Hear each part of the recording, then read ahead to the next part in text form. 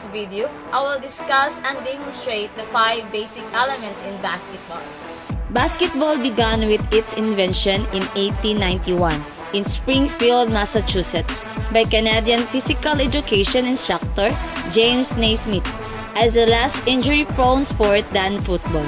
Naismith was a 30-year-old graduate student when he created the indoor sport to keep athletes indoors during the winter. Basketball is a fast-paced game that requires the knowledge and instinct to perform quickly and properly. The sport of basketball requires 5 basic skills. While some players might be more experienced with some skills than others, it is best to have at least some ability in all 5 areas. Dribbling. Dribbling is an important skill for all basketball players. These skills will allow you to move up and down the court, maneuver past defenders, and execute plays.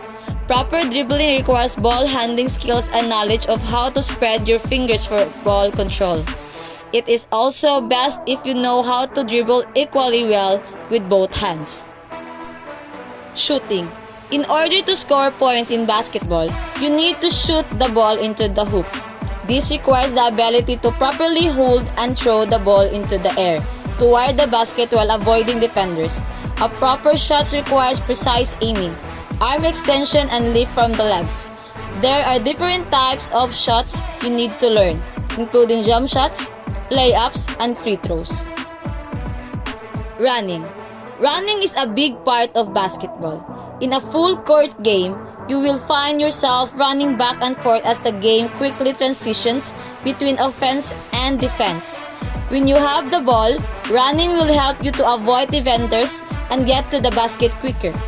On defense, you often will find yourself needing to run after the opponent, especially during fast breaks. Passing. Passing is another skill that when mastered can help you become a complete basketball player.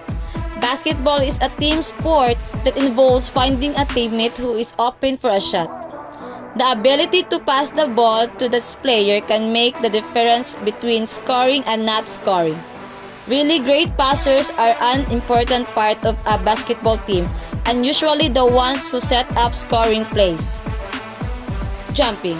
Jumping is another skill that can define how good a basketball player is. Jumping is involved in offense during the jump ball in the beginning, while taking shots and sometimes while trying to catch a pass. On defensive, you will need the ability to jump when trying to block a shot or a pass. Being able to out-jump your opponent for a rebound also is important. Next, I will discuss and demonstrate the basic skills in volleyball. Volleyball was created in 1895 by William G. Morgan, an instructor at the YMCA in Holyoke, Massachusetts. He decided to blend elements of basketball, baseball, tennis, and handball to create what he called Mentonet. As observers watched the game, they noticed that players were volleying the ball back and forth. Thus, its name was changed to volleyball. The first game was played at Springfield College in 1896. In 1928, it became apparent that official rules were needed, and the USVBA, or United States Volleyball Association, was formed. Today, both men and women play professional volleyball, and more than 46 million Americans enjoy playing the game as a peer of leisure time activity.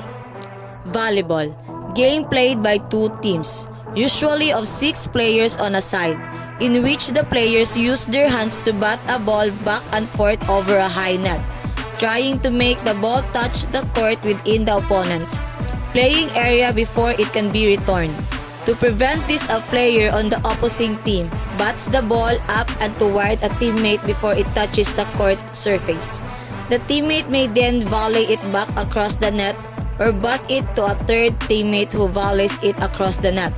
A team is allowed only 3 touches of the ball before it must be returned over the net. Forearm passing or bumping. By far, one of the most basic skills in volleyball is passing, also known as bumping. This is when a player contacts the volleyball with their forearms and redirects the ball to one of their teammates. Volleying. Many beginners think a volley and a set are the same thing, but they are actually two different terms. A volley is a more genetic term that means contacting the ball as an overhead pass with your hands, mostly your fingers. A set is actually a type of volley. Setting. A set is a specialized type of volley. It's usually the second hit, and it's intended to set up one of your teammates to attack the ball. So, it's basically volleying the ball in a way that means the attacker can hit the ball over the net. Attacking. While spiking is the most glamorous and well-known type of attack, there are actually other ways to deliver an offensive play as well. Hitting or spiking is when a player jumps up and hits the ball with a one-arm overhead swinging motion, contacting the ball squarely with their slightly open hand. The intent of a hit is pure power. Jumping helps generate more power and momentum. A skilled player also aims the ball around the block and targets the area of the opposing team's playing area that they think has the weakest defense coverage. Diving. Diving is basically crashing to the floor in an all-out attempt to keep the ball from touching the floor. It's not really about crashing to the floor. Using a good technique will not only help you save your body some aches and pains, but using some skills and coordination means you have a better chance of actually keeping the ball in play. Blocking. Probably one of the most straightforward named skills. A block is a defensive play when a player jumps at the net to block the hit from coming onto their team's sides of the net. The key secret to blocking is timing. Serving. Every play in a volleyball starts with a serve. Serving is the only time in the game that you can start with full control of the ball. This is why you'll often see a lot of a strategy used by servers. A player can choose to serve over or underhand. An underhand serve is often seen as more of a beginner or a recreational type of serve. However, I've seen some pretty aggressive underhand serves. There are many different techniques and strategies for each, so it's really about which the player prefers. That's how to demonstrate the 5 basic elements in basketball and basic skills in volleyball. Thank you for watching. Goodbye!